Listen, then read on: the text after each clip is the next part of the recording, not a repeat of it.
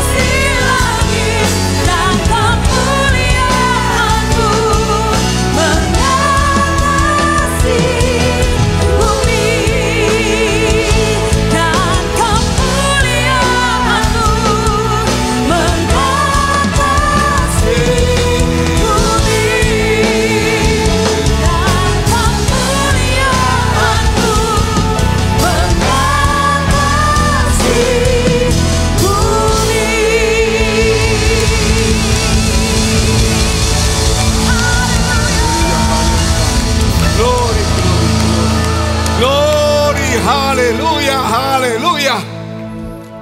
Biar Tuhan hari ini, biar kami mau saat teduh sejenak untuk belajar mengingat kasih Tuhan kepada kami. Untuk mengingat hari-hari kami yang cepat berlalu. Untuk mengingat bahwa Tuhan telah menyelamatkan kami melalui darah-Mu. Untuk mengingatkan kami semua di tempat ini bahwa iman kami harus tumbuh. Untuk mengingatkan kepada kami semua, untuk mencari Tuhan membutuhkan kekudusan, membutuhkan kerendahan hati, membutuhkan karakter Kristus. Tuhan bukan soal pengetahuan saja. Biar hari ini juga kita mau merenungkan kembali perjalanan rohani kita. Apakah kita sudah mencapai, yaitu takut dan merindukan Tuhan? Ataukah kita silau dengan hal-hal dunia, pujian, kedudukan, dan sebagainya? Apakah kita hari ini juga sadar bahwa sewaktu-waktu Tuhan akan panggil kita, sebab itu kita harus berjaga-jaga. Kesadaran itu perlu ditingkatkan kembali. Bahwa tidak lama lagi Tuhan akan datang dan ada pengangkatan. Betapa pentingnya untuk hidup saleh dan kudus. Sesuai dengan firman Tuhan dalam kitab Petrus. Supaya betapa suci dan salehnya kamu harus hidup. Yaitu untuk menyambut dan mempercepat kedatangan Tuhan. Sudah sadarkah kita bahwa iblis ini bekerja secara luar biasa. Lebih jauh dari hari-hari kemarin. Ingin mengadu domba kita. Ingin membuat kita salah paham. Ingin membuat kita tidak tertib. Tidak sesuai dengan susunan hierarki dan otoritas. Kita lupa ada kuasa Tuhan yang telah diberikan kepada kita. Bapa kami dalam surga memberkati kami semua di tempat ini. Demikian juga hari ini, yaitu menyambut tentang anniversary dari Ladies Diffusion yang ke-25 tahun. Beberapa pendiri sudah ada di tempat ini. Tuhan kau memberkati mereka bahkan yang tidak bisa hadir. Bahkan mereka yang sudah pergi atau ke tempat yang lain. Pindah ke tempat lain. Pekerjaan di tempat yang lain. Tuhan menyertai dan memberkati mereka semuanya. Kami berdoa Tuhan untuk firman yang akan disampaikan. Dan semua yang hadir di tempat ini. Supaya mereka pulang membawa api dan minyak itu penuh kembali. Terima kasih Bapa.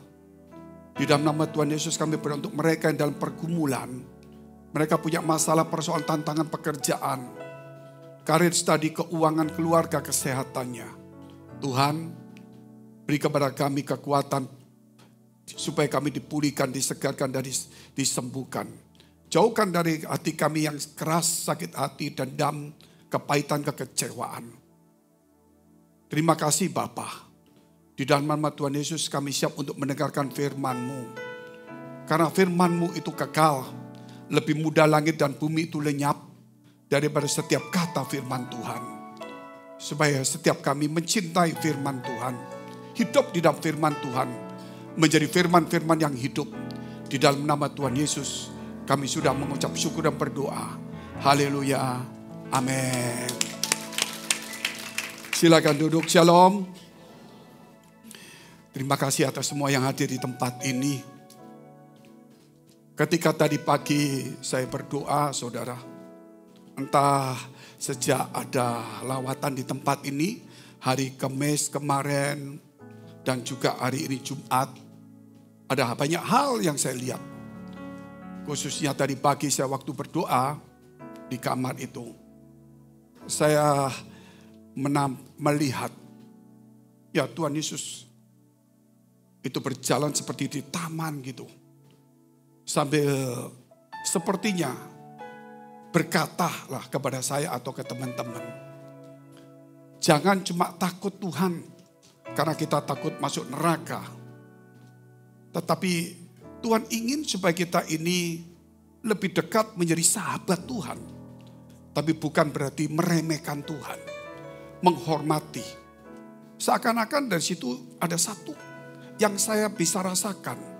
Seperti dia katakan, Frankie, engkau sahabat.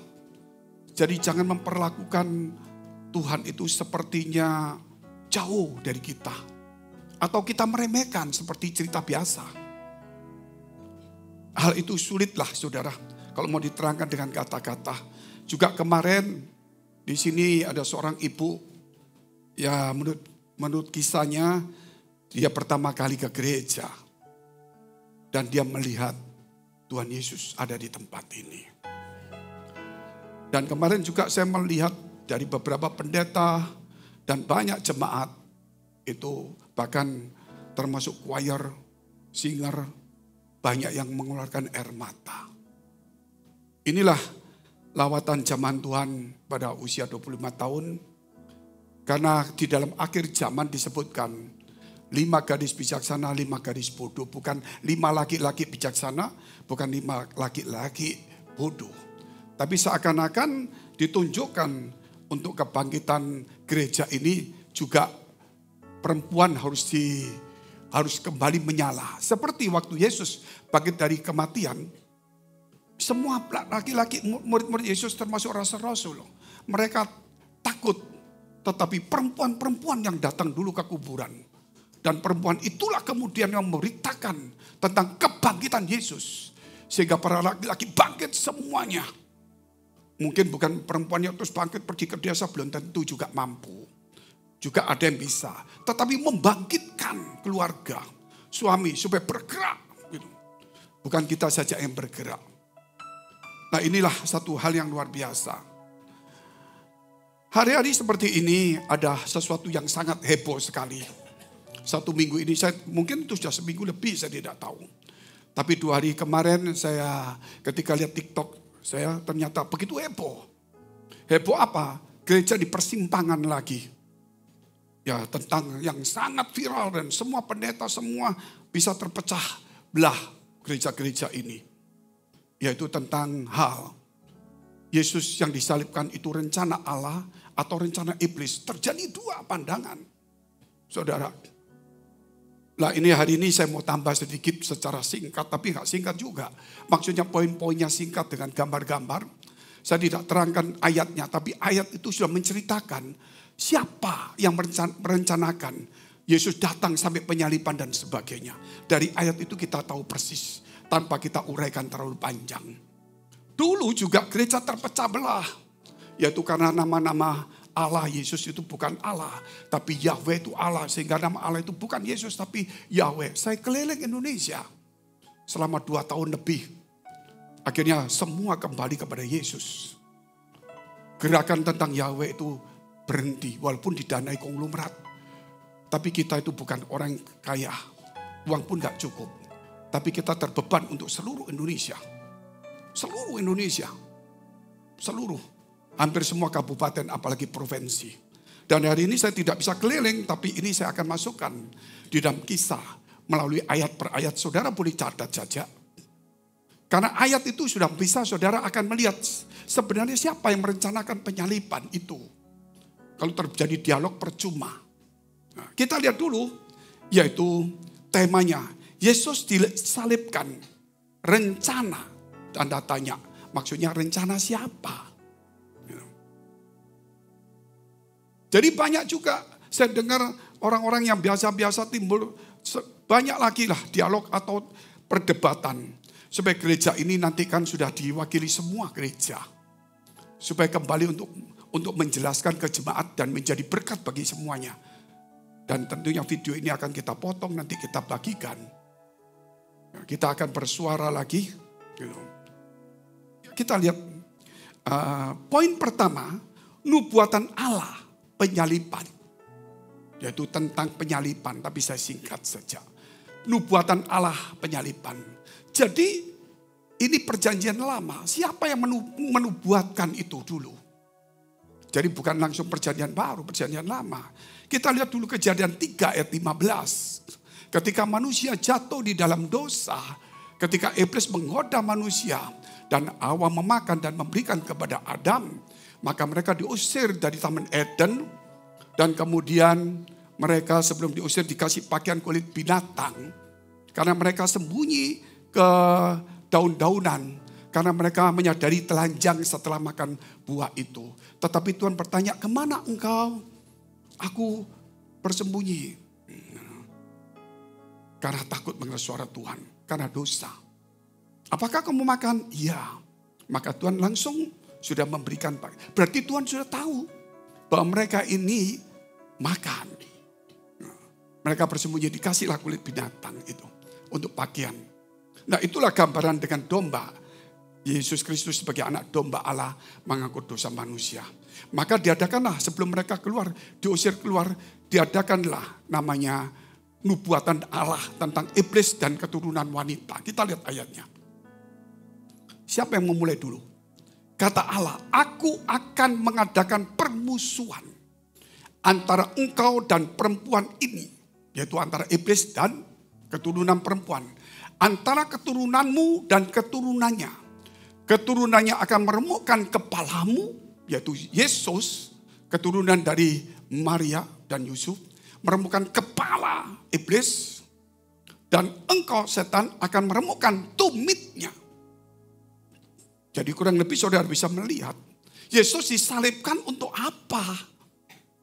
Nanti saudara akan lihat dulu. Kita lihat gambarnya dulu. Satu demi satu saya kasih gambar, cukup capek juga. Seperti itulah. Supaya saudara antara mendengar dan melihat sama terus. Itu dinubuatkan sejak manusia jatuh dalam dosa. Waktu Yesus diremukkan tumitnya di mana? Itulah disalib. Waktu kepala iblis dihancurkan di mana? Waktu disalib. Jadi rencana siapa penyalipan itu? Ada orang ngomong itu iblis katanya. Kalau iblis rencana untuk menyalibkan Yesus dan Yesus masuk jebakan iblis, gak mungkin. Siapakah iblis itu? Dan apakah Tuhan itu mau masuk rencana setan atau rencana Tuhan? Udah ya? Yang kedua kita lihat ayatnya. Ya mungkin saudara berkata, aku masih ragu-ragu, boleh. Kita lihat ayat yang kedua. Ayat-ayat saja yang kita baca. Ibrani pasal 2 ayat 14 dan 15. Karena anak-anak itu adalah anak-anak dari darah dan daging yaitu kita. Maka Yesus juga menjadi sama dengan mereka yaitu kita. Dan mendapat bagian dalam keadaan mereka sebagai manusia. Supaya oleh kematian Yesus. Ia memusnahkan dia yaitu iblis yang berkuasa atas maut. Jelas toh? Kalau rencana setan atau rencana Tuhan. Jelas kalau setan ingin menghancurkan, satu dia akan remuk kepalanya. Kematian akan dihancurkan dia. Memusnahkan.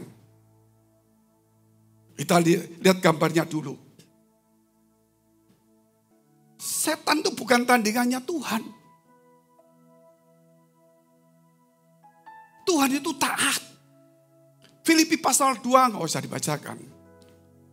Ia telah mengosongkan dirinya dan mengambil rupa seorang manusia dan menjadi hamba. Dan taat sampai mati di kayu salib. Jadi waktu di kayu salib dia taat kepada rencana Allah atau rencana Tuhan. Dia harus taat kepada Allah. Mudah ya? Yang ketiga, ini tentang poin pertama. Matius 16 ayat 21 dan 24. Supaya di Komsel diajarkan semua. Supaya jangan akhir zaman banyak disesatkan semua. Waktu Tuhan dicobai oleh iblis. Ada tertulis. Rubahlah. Kalau Tuhan rubah berarti dia taat sama iblis. Tapi dia tidak pernah taat. Dia taat kepada bapaknya. Matius 16 ayat 21 sampai dengan 24. Sejak waktu itu Yesus mulai menyatakan kepada murid-muridnya bahwa ia harus pergi ke Yerusalem dan menanggung banyak penderitaan dari pihak tua-tua, imam-imam kepala dan ahli-ahli Taurat, lalu dibunuh dan dibangkitkan pada hari ketiga. Dia sudah tahu dulu. Dia harus mati. Dia tahu. Dia datang ke dunia harus mati. Jadi bukan rencana siapa, saudara nanti pelajari sendiri. Ayat 22. Petrus menarik Yesus ke samping dan menegur dia. Kiranya Tuhan, kiranya Allah menjauhkan hal itu. Hal itu sekali-kali takkan menimpa engkau. Seakan-akan apa? Jangan mati. Gitu. Nggak boleh mati. Itu Petrus yang ngomong. Tetapi Tuhan melihat siapa yang ngomong di balik Petrus. Ayat 23. Maka Yesus berpaling dan berkata Petrus, apa? Nyala iblis, engkau suatu batu sandungan bagiku. Sebab engkau bukan memikirkan apa yang dipikirkan Allah, melainkan apa yang dipikirkan manusia. Jadi waktu Petrus berkata, kiranya Allah menjauhkan hal itu. Ini iblis. Tapi Yesus mengusir iblis itu. Itu harus terjadi. Kita lihat gambarnya dulu. Ini Petrus. Dia ngomong supaya Yesus jangan mati. Jangan mati, Tuhan, itu dijauhkan Allah. Setan masuk. Karena dia tahu. Kalau Yesus mati dia hancur. Karena walaupun dia tidak tahu 100%. Dia tidak bisa membunuh. Ayub pun ketika dia datang kepada Allah. Setan itu. Lihat hambaku. Ayub Saleh. Iya. Engkau pagerin, coba lepas. Aku akan merusak dia. Pasti dia mengutuki kamu. Kata Tuhan, silakan. Tapi jangan ambil nyawanya. Berani enggak iblis ambil nyawa Tuhan? Akhirnya Ayub pun nyawanya dia diambil. Tapi itu siapa yang merusak Ayub? Iblis. Tapi itu semua dalam rencana Allah. Karena Allah tahu apa yang bakal terjadi kepada Ayub. Sehingga Ayub 23 ayat 10, saya tulis ya. Seandainya Tuhan menguji aku, kata Ayub. Maka aku akan timbul seperti emas. Jadi, bahkan Ayub 42 dikatakan juga. Dulu kata orang, aku mengenal engkau, sekarang mataku sendiri. Kenapa Tuhan izinkan iblis seperti itu? Ada rencana Allah dibalik. Karena Allah sudah tahu semuanya. Bahwa setan bakal begini. Dia cuma nimbrung saja, lu datang tak tumpuk aja. Karena dia maha tahu. Ada yang lebih baik. Rencana Tuhan. Setiap langkah kita ditentukan oleh Tuhan. Setiap rencana manusia Tuhan yang menentukannya. Amin. Nah, kita lihat hal yang kedua tentang, jadi saudara yang lihat tadi 3 ayat itu menurut saudara siapa? Nggak usah jawab, pikir sendiri. Yang kedua, tentang Yesus yang menubuatkan tentang harus dia mati. Di perjanjian baru ini.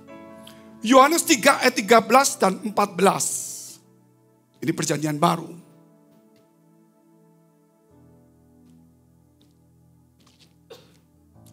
Tidak ada seorang pun yang telah naik ke surga selain daripada dia yang telah turun dari surga, yaitu anak manusia. Dan sama seperti Musa meninggikan ular di padang gurun, demikian juga anak manusia harus ditinggikan. Berarti sama-sama. Jadi saudara lihat itu. Gambarnya, ini gambarnya. Kalau kita lihat, siapa memandang ular tembaga itu, dia akan pulih. Karena Israel itu menggerutu di padang gurun. Akhirnya Tuhan kirimkan ular tedung, mereka digigit mati. Sehingga mereka datang, Musa tolong. Kata Tuhan, bikin ular tembaga. Siapa yang melihat sembuh, itulah siapa melihat salib Yesus akan diampuni. Kalau Yesus tidak mati, tidak ada pengampunan dosa. Dan saya mau tanya, karya keselamatan itu dari Tuhan atau dari setan? Kalau dari Tuhan, bagaimana karya keselamatan itu? Harus ada penebusan melalui kematian. Yang kedua, ayat nubuatan tetap, ayat yang kedua. Matius 12 ayat 38 sampai dengan 40. Pada waktu itu berkatalah beberapa ahli Taurat dan orang Farisi kepada Yesus, "Guru, kami ingin melihat suatu tanda daripadamu." Terus, tetapi jawabnya kepada mereka, "Angkatan yang jahat ini dan tidak setia ini menuntut suatu tanda, tetapi kepada mereka tidak akan diberikan tanda selain tanda Nabi Yunus. Sebab seperti Yunus tinggal di dalam perut ikan 3 hari 3 malam, demikian juga Anak Manusia akan tinggal di dalam rahim bumi 3 hari 3 malam. Yesus luar biasa, dia sudah tahu dia harus mati. Yohanes 19 ayat 10 dan 11. Nanti di rumah baca, belajar diskusi di komsel. Kalau 4-5 ayat di depan saja mereka sudah tahu sebenarnya kebenaran. Cuma ini saya kasih 5 saja dulu. Soalnya masih ada begitu banyak poin-poinnya. Tapi saya kasih 5 pandangan dulu. Maka kata Pilatus kepada Yesus, "Tidakkah engkau mau bicara dengan aku? Tidakkah engkau tahu bahwa aku berkuasa untuk membebaskan engkau dan berkuasa juga untuk menyalibkan engkau?" "Aku berkuasa," kata Pilatus. Setan, Tuhan atau Pilatus sekarang bingung lagi. Kita lihat terus ayatnya. 11. Yesus menjawab, "Engkau tidak mempunyai kuasa apapun terhadap aku. Jikalau kuasa itu tidak diberikan kepadamu dari atas Allah Bapa. Sebab itu dia yang menyerahkan aku kepadamu lebih besar dosanya." Judas. Amin. Jadi Pilatus tidak berkuasa. Setan pun tidak berkuasa. Loh, tapi dia melakukan. Allah yang mengizinkan dia melakukannya. Amin. Kalau kuasa tidak diberikan, tidak mungkin. Yesus tidak akan pernah mati. Makanya waktu dia selesai, sudah selesai. Selesai gak? Berarti luar biasa enggak rencananya? Dan kemudian dia menyerahkan nyawanya. Nggak ada yang bisa ngambil. Hebrew siap bunuh. Maka tirai bait Allah terbelah jadi 2. Ruang kekudusan boleh terlihat semuanya. Sehingga orang boleh melihat Allah melalui melihat Yesus Kristus. Dulu nggak boleh melihat ruang Maha Kudus. Gambarnya, itu gambarnya Yunus dulu deh. Ini gambarnya. Saya ngambil secepat-cepatnya aja. Nah, ini. Terus gambar tadi Pilatus dengan Tuhan Yesus. Nah, itu dia ngomong. Kuasa, aku berkuasa. Kita lihat sekarang yang ketiga. Penyaliban korban penebusan Yesus. Kenapa harus disalibkan? Kenapa? Wah, itu kan rencana setan atau rencana siapa? Kita mesti tahu dulu. Ibrani 9 ayat 12 dan 14. Dan ia telah masuk satu kali untuk selama-lamanya ke dalam tempat yang kudus, bukan dengan membawa darah domba jantan dan darah anak lembu, tetapi dengan membawa darahnya sendiri, dan dengan itu ia telah mendapatkan kelepasan yang kekal. Terus, sebab jika darah domba jantan dan darah lembu jantan dan percikan abu lembu muda menguduskan mereka yang najis, sehingga mereka disucikan secara lahiriah. Kan ada toh kalau orang mau minta supaya dosanya diampuni kan ngirim korban. Tapi lihat ya, 14. Betapa lebihnya darah Kristus yang oleh roh yang kekal telah mempersembahkan dirinya sendiri kepada Allah sebagai persembahan yang tak bercacat. Akan menyucikan hati nurani kita dari perbuatan-perbuatan yang sia-sia supaya kita dapat beribadah kepada Allah yang hidup. Jadi dia harus mempersembahkan dirinya. Bukan siapa-siapa yang bisa menyerahkannya. Lukas 22 ayat 14 dan 12. Yang 14 sampai lebih ini. 14 ayat. Ketika tiba saatnya Yesus duduk makan bersama-sama dengan rasulnya, terus panjang agak. Katanya kepada mereka, aku sangat rindu makan Paskah ini bersama-sama dengan kamu sebelum aku menderita. Dia sudah tahu bakal menderita. Itu terakhir kali, last supper. Sebab aku berkata kepadamu, aku tidak akan memakannya lagi sampai beroleh kegenapan dalam kerajaan Allah. Kemudian ia mengambil sebuah cawan, mengucap syukur lalu berkata, ambillah ini dan bagikanlah di antara kamu. Sebab aku berkata kepadamu mulai dari sekarang ini aku tidak akan minum lagi hasil pokok anggur sampai kerajaan Allah telah datang. Lalu ia mengambil roti, mengucap syukur, memecah-mecahkannya dan memberikan kepada mereka. Katanya, inilah tubuhku yang diserahkan bagi kamu. Perbuatan ini menjadi peringatan akan aku. Tetapi juga dibuatnya dengan cawan sesudah makan. Ia berkata, cawan ini adalah perjanjian baru oleh darahku yang ditumpahkan bagi kamu. Jelas ya. Kita lihat gambarnya dulu. Ya, saya sering-sering gini supaya tidak bosan. Daripada lihat saya terus saudara stres, saya stres juga. Tegang semuanya, nggak stres gimana. Tapi yang pasti salah satu itu Yudas itu ada di situ lah. Nggak tahu saudara pilih mana yang Yudas itu sebelah mana, saya nggak tahu itu. Kurang lebih mana yang Yudas itu? Hah? Yang sebelah mana? Kiri atau kanan begitu. Nah. Ada satu kisah tentang apa namanya itu? Tentang apa namanya? Oh, The Passion of Christ. Itu ada pemain satu yang harus minta menjadi Petrus. Yang nyangkal. Mel Gibson gak bisa. Modelmu kayak Yudas kayaknya.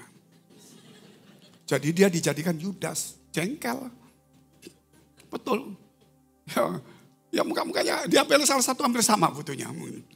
Jadilah dia Yudas.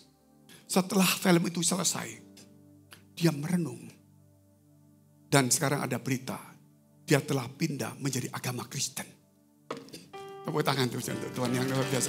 Itu film Yudas, bukan Yudas Iskariot tuh, lain lagi. Oke, sekarang Yohanes 6 ayat 51 sampai 56 tentang darah dan tentang tubuh, makanan harus dimakan dan diminum. Akulah roti hidup yang telah turun dari surga. Jikalau seorang makan dari roti ini, ia akan hidup selama-lamanya. Dan roti yang kuberikan itu ialah dagingku yang akan kuberikan untuk hidup di dunia. 52. Orang-orang Yahudi bertengkar antara sesama mereka dan berkata, bagaimana ia ini dapat memberikan dagingnya kepada kita untuk dimakan? Maka Yesus berkata kepada mereka, aku berkata kepadamu sesungguhnya jikalau kamu tidak makan daging anak manusia dan minum darahnya, kamu tidak mempunyai hidup dalam dirimu. Itu perjamuan yang menggambarkan Yesus harus mati dan darahnya itu sudah ditentukan sebelum dia disalib. 54. Barang siapa makan dagingku dan minum darahku, ia akan mempunyai hidup yang kekal. Dan aku akan membangkitkan dia pada akhir zaman. Makanya kalau perjamuan suci datang. Kadang-kadang perjamuan suci, saya Pak pergi Rusia, ikut perang enggak? Enggak, jalan-jalan, jangan-jangan dia lagi cari peluru itu. Terus ayatnya mana lagi? Sampai 56. Sebab dagingku adalah benar-benar makanan dan darahku adalah benar-benar minuman. Barang siapa makan dagingku dan minum darahku, ia tinggal di dalam aku dan aku dalam dia. Terjadilah pertengkaran saat itu. Ayat 57. Orang-orang pada ngomong, gak cocok ajaran ini. Maka Yohanes 6 ayat 66, gak usah dibuka, 666. Terusannya ini. Maka banyak orang mengundurkan diri dari Yesus. Dan Yesus berkata muridnya, kamu gak mengundurkan diri juga? Enggak, kepada siapa aku harus bergantung lagi. Jadi mereka tidak bisa menangkap tentang kematian Yesus. Yesus harus mati dan masuk dalam kehidupan kita. Coba lihat gambarnya itu. Gambar kelima. Ya, gambar saya ambil gambar di sini. Ini menunjukkan Abraham ketika dia hendak membunuh yang namanya Ishak sebagai korban. Tuhan berkata, persembahkan anakmu sebagai korban bakaran. Gimana? Saudara lihat itu. Allah kok jahat. Ketika mau diucapkan, Tuhan berkata, tahan. Aku tahu engkau mengasihi aku lebih daripada anakmu sendiri. Gitu. Maka dia melihat di situ ada seekor domba jantan yang tanduknya tersangkut belukar. Nah itulah kemudian dipersembahkan. Dan itulah kemudian Yesus anak domba Allah gelarnya.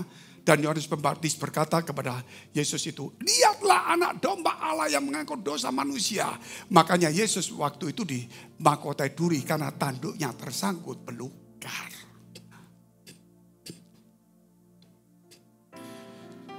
Yang keempat, soalnya ada 20 poin ini Pak. Jadi sebentar lagi poin ke-7 kita minum kopi dulu. Sambil kita berdebat lagi ya. Gereja pokoknya paling enak berdebat lah. Gak masuk surga gak apa-apa, yang penting sombong berdebat. Betul gak? Ya itu gereja itu bisa menyimpang. Harus lemah lembut ngalah gitu loh. Itu harus belajar, gak usah berdebat. Kasih firman pelajaran aja. Saya bikin ini capek saudara gambar-gambar.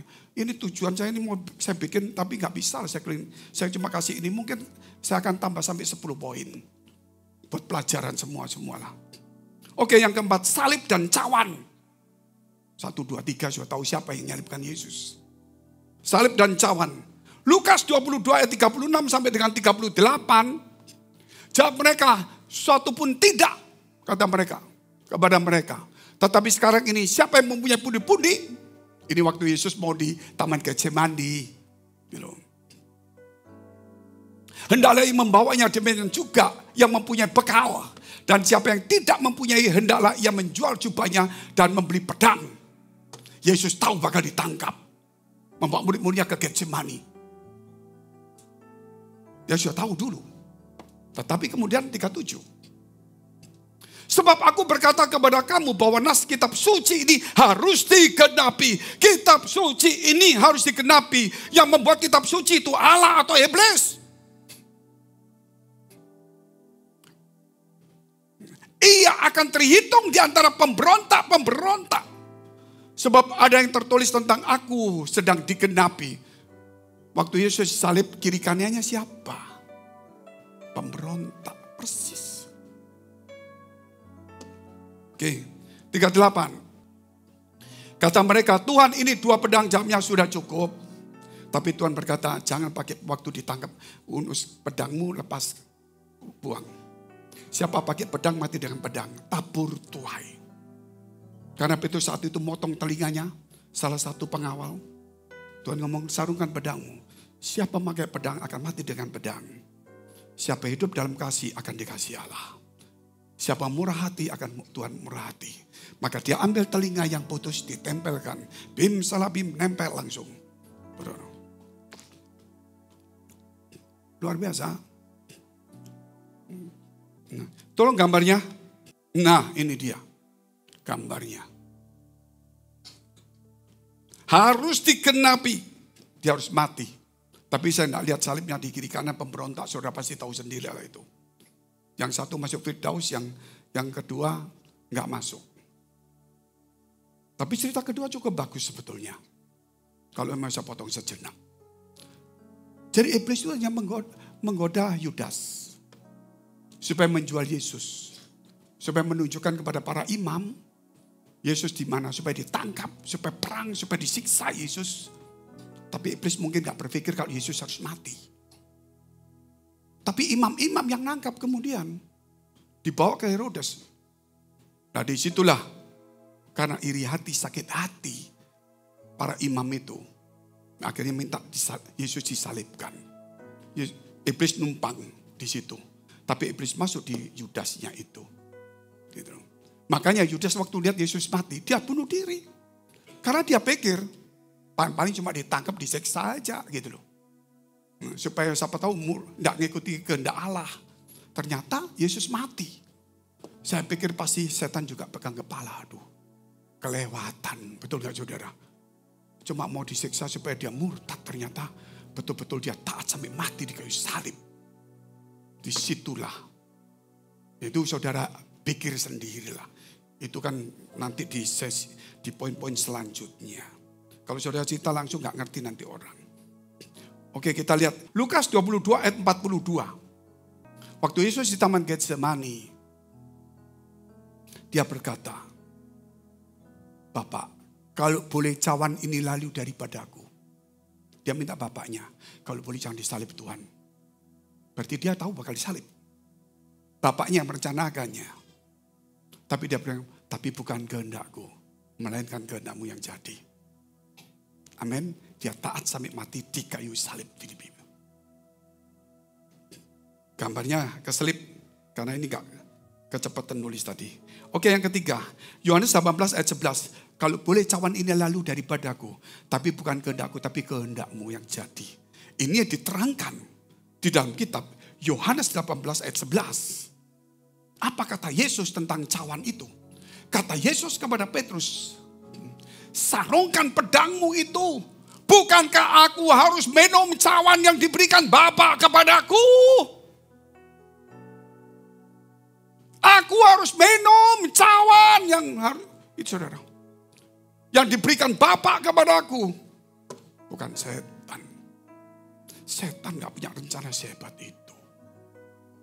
Setan mengganggu saudara. Dia merencanakannya. Wah, tak bikin begini saudara betul kena. Tetapi Tuhan izinkan. Karena ada di balik itu ada yang lebih baik. Amin. Kalau gak lebih baik pasti gak dikasih. Tetapi persoalan yang lebih parah. Bukan mencelakai kita. Yang bahaya itu menggoda kita menjadi murtad. Dan kemudian kita bukan menjadi berkat. Akhirnya kita merusak iman kita. Terus membuat kekacauan, penyesatan. Betul gak saudara? Melemahkan iman orang lain. Itu yang paling bahaya. Sudah kita mundur. Membuat orang lain mundur. Sudah kita tersesat, buat orang lain tersesat. Sudah salah double banyak. Terus double terlalu banyak orang. Itu kalau kita seandainya, Frankie, minum air ini nanti kamu kembung. Mau khotbah kembung akhir. Tuhan izinkan. Supaya saudara itu berdoa untuk saya. Kan gitu saudara. Mungkin seperti contoh-contoh begitu. Yang ditakut itu kalau menggoda. Dan itu setiap hari setan itu menggoda untuk menjatuhkan. Membuat kita jauh. Jadi kalau soal bisnis, soal apa-apa. Hal itu Tuhan izinkan terjadi seperti Ayub diizinkan. Ternyata Allah memulihkan lebih daripada Ayub yang hilang. Amin. Itu luar biasa. Oke. Sudah. Keempat. Kelima. Nah, kalau begitu Yudas berarti pahlawan. Itu pelajaran lama. Apakah Yudas itu pahlawan? Oh, karena melalui dia rencana Allah terjadi. Yudas juga menyesal kok. Matius 26 ayat 23 sampai dengan 25. Ia menjawab, dia yang bersama-sama dengan aku mencelupkan tangannya ke dalam pinggan ini, yaitu perjamuan suci. Dialah yang akan menyerahkan aku, kata Tuhan. Anak manusia memang harus pergi sesuai dengan yang ada tertulis tentang dia. Harus tetap. Karena sudah dinubuatkan Allah. Akan tetapi celakalah orang yang olehnya anak manusia diserahkan. Berarti Yudas masuk surga enggak? Wah, Yudas berjasa Pak. Berjasa untuk siapa? Berkhianat kok berjasa. Itu. Adalah lebih baik bagi orang itu sekiranya ia tidak dilahirkan. Itu Tuhan ngomong. Ayat 25. Yudas yang tidak menyerahkan dia itu menjawab katanya, bukan aku ya Rabbi. Kata Yesus kepadanya, engkau telah mengatakannya. Gambarnya. Yang keempat terakhir ya. Bukankah aku harus meminum cawan yang diberikan Bapakku? Nah sekarang gambar yang kelima tadi. Matius 26 ayat 23 sampai dengan 25. Ini saya potong waktu Petrus motong telinganya, Tuhan ngomong, sarungkan pedangmu. Bukankah aku harus meminum cawan yang diberikan Bapak kepadaku, bahwa dia harus ditangkap. Dan kemudian dia berkata, atau kau sangka bahwa aku tidak dapat berseru kepada Bapakku, supaya ia segera mengirim lebih dari 12 pasukan malaikat membantu aku. Aku bisa minta. Tapi dia tidak minta, dia harus melakukannya. Pilatus ngomong, aku berkuasa menyalibkan kamu, dan tidak. Kuasa tidak datang dari kamu. Kuasa itu diberikan Allah kepadamu. Mudah ya? Oke, lihat gambarnya dulu. Itu para malaikat-malaikatnya banyak.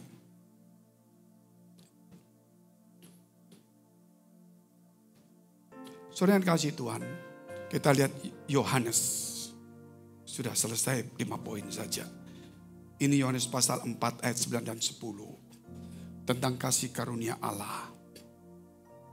Jadi anniversary di sini ya dibekali yang bagus, yang lagi viral, lagi ngetop, saudara. Saudara kalau lihat satu pendeta bingung, mendingan saya rangkaikan ini. Saudara catat, baca di rumah, ngomong sama orang, sama pendeta juga boleh, nggak salah. Ya, kalau pendetanya marah, nggak masalah, biar lapor sama Tuhan aja, bukan sama saya. Yohanes pasal 4 ayat 9 dan 10, bukan karena kita minterin, memang ini ada pembelajaran di gereja Bespa gitu.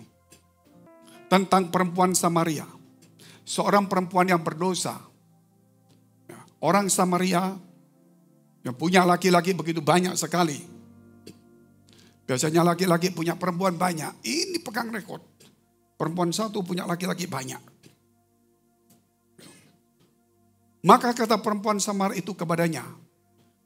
Waktu di sumur Yakub, dia lagi menimba air, Yesus datang. Boleh aku minta minum?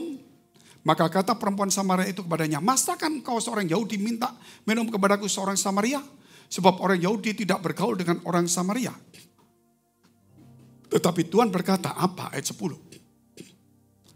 Jawab Yesus kepadanya, jikalau engkau tahu tentang karunia Allah dan siapakah dia yang berkata kepadamu, berilah aku minum, niscaya engkau telah meminta kepadanya dan ia telah memberikan kepadamu air minum. Apakah engkau lebih hebat dari bapakku Yakub? Gitu.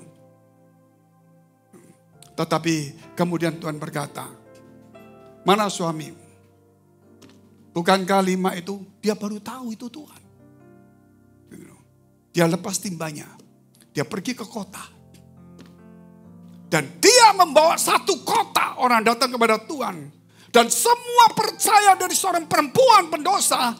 Perempuan yang tidak kenal Tuhan yang saat itu sedang berdosa. Dan memang hobinya seperti itu dan memang hidupnya seperti itu. Ketika dia mendapatkan kasih karunia Allah, saat itu dia berubah total. Dia tidak haus mencari air dan dunia, pujian tidak. Tetapi kemudian apa yang dilakukan? Dia pergi ke kota Samaria dan dia berkata kepada banyak orang, aku menemukan Yesus, Mesias.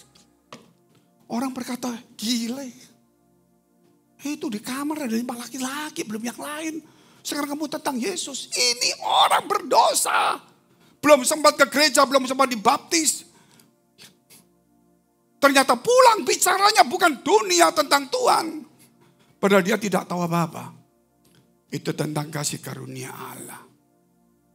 Hari ini kasih karunia Allah turun kepadamu semua ladies. Amin. Engkau harus berani berbicara kepada kota, kepada keluarga, kampungmu, lingkunganmu. Engkau lebih baik.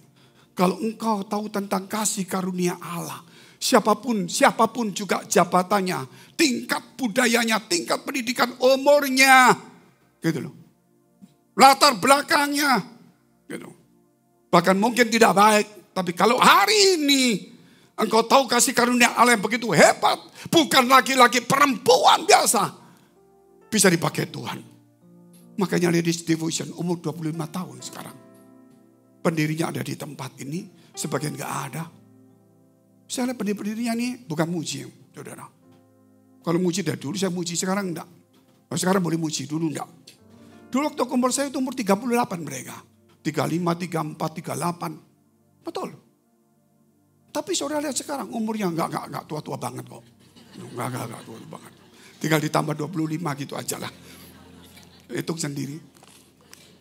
Saya tidak berani manggil dia siapa, perusahaannya siapa. Saya takut nanti saudara ngelamar kerja gitu. Tetapi saudara lihat mukanya. Jangan lihat umurnya. Cantik-cantik. Oh, apalagi dulu umur 38. Wih gila benar-benar gila. Wih banyak dulu. Betul kok saudara. Heboh itu kalau persekutuan. Tapi dulu saya tidak lihat cantiknya. Saya lihat hatinya. Tapi tambah tua saya lihat kok tambah cantik ini ya. Tunggu dulu. Karena kemarin diberi makan. Kalau nggak diberi makan saya nggak ngomong begitulah. Nggak bisa bayar terima kasih ngomong begitulah. Jadi ini kita ayat yang terakhir aja. Ayat 34 pas. Saya minta 45 menit pas 45 menit. Saya berikan khotbahnya pasti 1 jam lebih. Tapi oke lah ada beberapa ayat yang hilang. Nanti akan saya tambah di dalam poin 6 sampai poin 10. Nggak tahu khotbah di kapan. Di mana saya tidak tahu. Tapi ini akan dikeluarkan di YouTube. Mungkin besok atau Senin sudah ditayang. Mungkin kita akan penggal-penggal di YouTube penuh. Tetapi di TikTok kita akan penggal 3 menit. Atau per bagian per ayat-ayat atau per 7 menit. Karena ini bukan untuk konsumsi kita saja. Tapi ini untuk kita bicara kepada seluruh gereja di Indonesia. Saya tidak mau saya podcast nanti saya seakan-akan menyerang ABCD. Tapi saya mau bicara di gereja saya sendiri. Gitu loh. Supaya kita tidak bicara di panggungnya gerejanya orang lain. Dan tidak mau ngambil punyanya orang lain. Supaya kita viral, kita serang dia nggak perlu. Kita bicara menurut versi kita. Back to Jesus teaching. Yaitu ayat yang ke-34. Kata Yesus kepada mereka, makananku ialah melakukan kehendak Dia yang mengutus aku dan menyelesaikan pekerjaannya. Apakah Yesus? Waktu dikasih makan karena Yesus waktu itu lapar, murid-murid suruh beri makanan, kemudian dia ketemu perempuan Samaria ini, dia minta minum, kemudian tidak dikasih, kemudian terjadi dialog, perempuan ini kemudian bertobat, bawa satu kota datang kepada Yesus, murid-murid bawa makanan, guru makan, Yesus senyum-senyum, padahal sudah lapar. Siapa yang kasih makan? Yesus ngomong, makananku tidak kamu kenal. Makananku yang melakukan Bapakku, kehendak Bapakku, dan menyelesaikannya. Makanya ditutup yang terakhir waktu dia mati. Sudah selesai. Jadi kurang lebih Yesus disalibkan itu rencana Allah atau rencana siapa? Saudara belajar sendiri. Mari kita pakai berdiri. Ya, tepuk tangan dulu untuk Tuhan.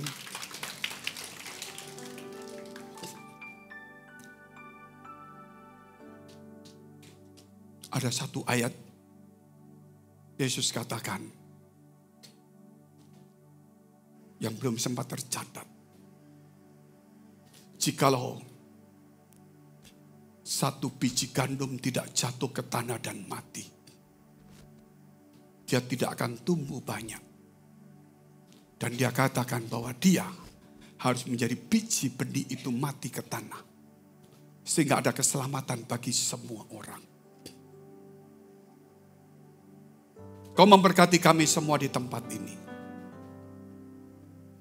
Engkau menyucikan kami semua di tempat ini. Tuhan, tolonglah setiap kami.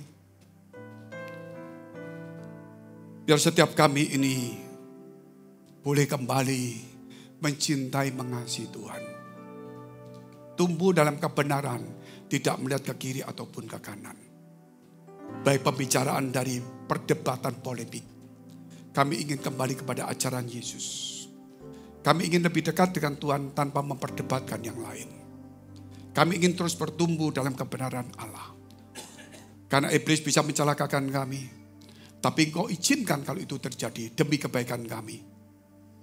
Mungkin kami akan mengalami sedikit aniaya ataupun fitnah. Engkau izinkan karena ada satu kebaikan bagi kami.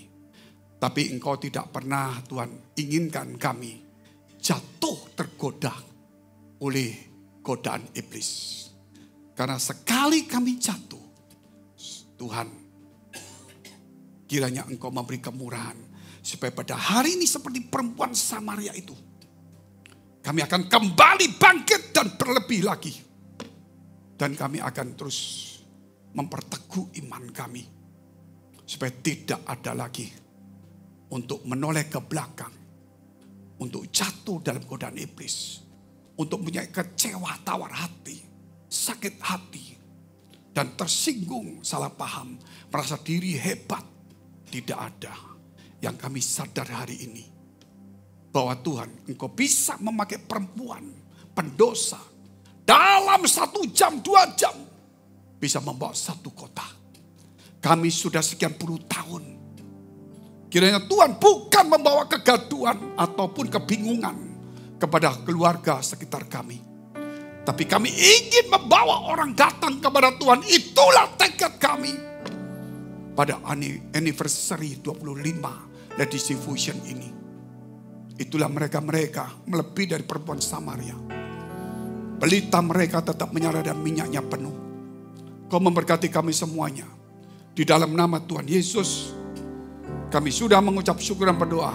Terima kasih Bapa, terima kasih. Mari kita berdoa syafaat untuk semua gereja yang ada di seluruh dunia. Kami berdoa untuk semua gereja yang ada di seluruh dunia, dari hamba Tuhan sampai kepada umat Tuhan. Kiranya Engkau memberkati mereka supaya mereka menjadi berkat dan hidupnya berdampak. Supaya di mana gereja mereka melayani, dipenuhi orang-orang yang takut akan Tuhan dan tulus hatinya. Kami berdoa untuk semua gereja yang ada di seluruh dunia. Supaya mereka bersatu, rukun dan tidak terpecah-pecah. Supaya dunia percaya Yesus adalah Tuhan bagi kemuliaan Allah Bapa di surga. Demikian gereja di mana Engkau percayakan kami untuk menggembalakannya. Gereja Blessing in the Spirit. Kami berdoa untuk setiap persembahan yang dipersembahkan umat-Mu. Kiranya Tuhan, baik itu persembahan maupun perpuluhan, ucapan syukur, diakonia dan sebagainya. Kiranya menjadi dupa yang harum di hadapan Tuhan. Dan Tuhan Kau menerima sebagaimana persembahan Abel. Tuhan memberkati segala pekerjaannya, rumah tangga, kesehatan, iman, rohani kami semua sampai kepada anak cucu kami. Kebajikan kemurahan Tuhan selalu menyertai kami semuanya. Mari dekapkan kedua tanganmu di dadamu. Karena untuk menerima berkat itu mudah dan pasti.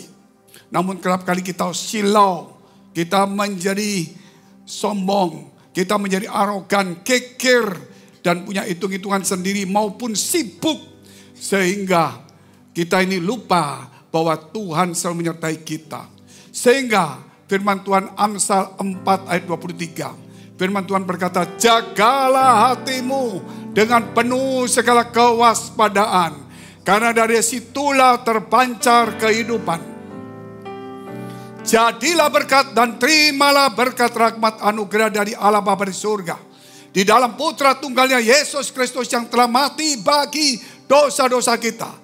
Dan bangkit pada hari ketiga sehingga kita punya Tuhan Allah yang hidup. Dan iman kita bukan kepada Tuhan yang mati.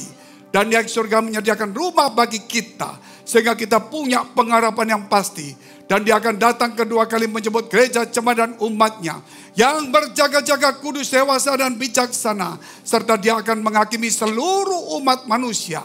Dan di dalam persekutuan dengan Roh yang kudus membuat hati kita berkobar-kobar. Roh kita menyala-nyala. Sehingga kita senantiasa dalam kasih semula kepada Tuhan. Roh yang kudus menghibur, menguatkan, memelihara, menginsyafkan. Menuntun, memimpin kita kepada kebenaran dan kekudusan. Dan membuat kita menjadi saksi Kristus. Mulai hari ini sampai selama-lamanya. Mari kita akhiri dengan doa yang diajarkan Tuhan Yesus pada kita. Bapa kami yang ada di surga, dikuduskanlah namamu, datanglah kerajaanmu, jadilah kehendak-Mu di bumi seperti di surga. Berikanlah kami pada hari ini makanan kami yang secukupnya, dan ampunilah kami akan kesalahan kami, seperti kami juga mengampuni orang bersalah pada kami. Dan janganlah membawa kami ke dalam pencobaan, tetapi lepaskanlah kami daripada yang jahat. Karena Engkau yang punya kerajaan dan kuasa dan kemuliaan sampai selama-lamanya. Amin. Amin. Haleluya.